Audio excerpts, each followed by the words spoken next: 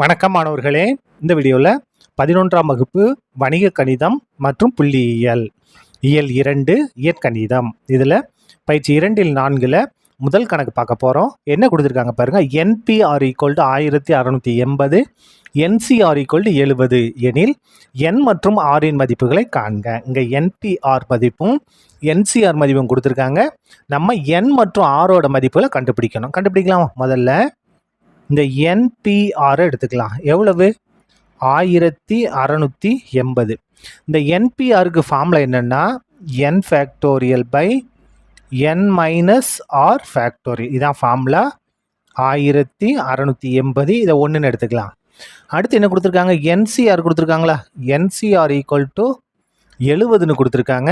NCRக்கு formula என்னன்னா n factorial by n minus r factorial into r factorial. சரியா?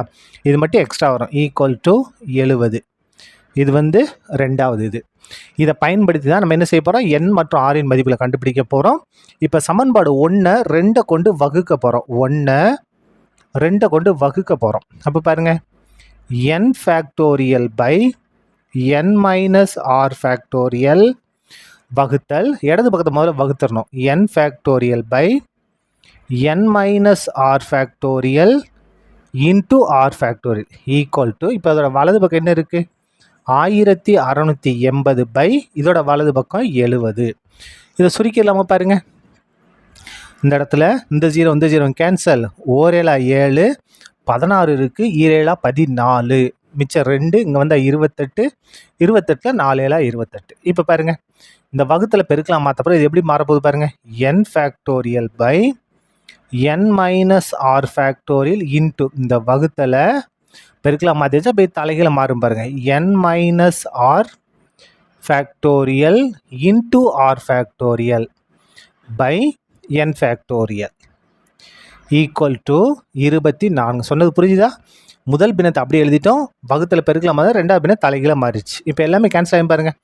n minus r factorial n minus r factorial n factorial n factorial cancel ஆயிடுச்சு. மிச்சம் என்ன இருக்குது? R factorial மட்டும் இருக்கா? அப்போ ஆர் ஃபேக்டோரியல் ஈக்குவல் டு 24. 24 நம்ம 4 ஃபேக்டோரியல் எழுதலாமா? அதாவது 4 ஃபேக்டோரியலோட மதிப்பு என்ன? 4 ஃபேக்டோரியல் ஈக்குவல் டு 4 பெருக்கல் 3 பெருக்கல் 2 பெருக்கல் 1 பெருக்கி பாருங்கள். 4 3 12, 12 24, 24ன்னா 24. அப்போ என்ன இருக்குது? 24 தான். எதோடது? 4 ஃபேக்டோரியல். அப்போ 24க்கு நம்ம என்ன செஞ்சுக்கலாம்? 4 ஃபேக்டோரியல் நம்ம மாற்றிக்கலாம். இந்த இடத்துல பாருங்கள், இங்கேயும் ஃபேக்டோரியலுக்கு இங்கே ஃபேக்டோரியல் கேன்சல் ஆயிரும். அப்போ ஆறுக்கு மட்டும் மதிப்பு வந்துடும் 4. எதோட மதிப்பை கண்டுபிடிச்சிட்டோம்? நம்ம ஆரோட மதிப்பை கண்டுபிடிச்சிட்டோம். இப்போ பாருங்கள், இந்த ஆரோட மதிப்பை கொண்டு போய் 1வது சமன்பாட்டில் பிரதியிட போகிறோம். பிரதியிட்டோம்னா நமக்கு என்ன கிடைச்சிரும்? என்னோட மதிப்பு நமக்கு கிடைச்சிரும். பாருங்கள், r = 4 என எதில் பிரதியிட போகிறோம்? 1ல் பிரதியிட. 1வது சமன்பாடு பாருங்கள், n factorial by n minus r. ஆருக்கு பதிலாக என்னது? 4. சரியா? இப்போ பாருங்கள், n factorial by n minus r factorial, ஆருக்கு பதிலாக 4 ஃபேக்டோரியல் ஈக்குவல் டு 1680. இப்போ பாருங்கள், n ஃபேக்டோரியல் என்ன செய்யணும்? ஒன்று நம்ம குறைச்சி எழுதிக்கிட்டே போகணும். nல் ஆரம்பித்து ஒவ்வொன்றா குறைக்கணும். n இருக்குது, 1 குறைச்சோம்னா n மைனஸ் 1. n மைனஸ் 1ல் இன்னும் ஒன்று குறைச்சோம்னா n மைனஸ் 2. n மைனஸ் 2ல் இன்னொன்று குறைச்சோம்னா n மைனஸ் 3. இன்னொன்று குறைச்சோம்னா n மைனஸ் 4 ஃபேக்டோரியல். நம்ம இதோட நிறுத்திக்கலாம். நிறுத்தும் போது என்ன செய்யணும்? ஃபேக்டோரியல் போட்டு எழுதணும். பை இங்கே என்ன இருக்குது?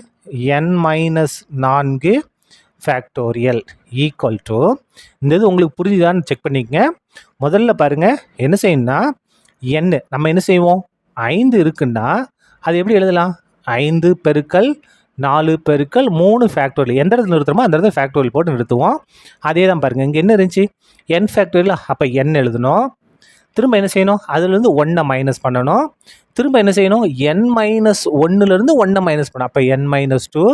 அடுத்து என்ன செய்யணும்? n மைனஸ் 2லேருந்து 1 மைனஸ் பண்ணணும். பாருங்கள், 5ல் 1 மைனஸ் பண்ணால் 4, 4 1 நிமிஷம் 3, 1 ஒன்றா குறைச்சிட்டே வந்திருக்கு. அப்போ இதில் என்ன செய்யணும்? 1 ஒன்றா குறைச்சிக்கிட்டே வரணும். அப்போ என்ன வந்துடும்?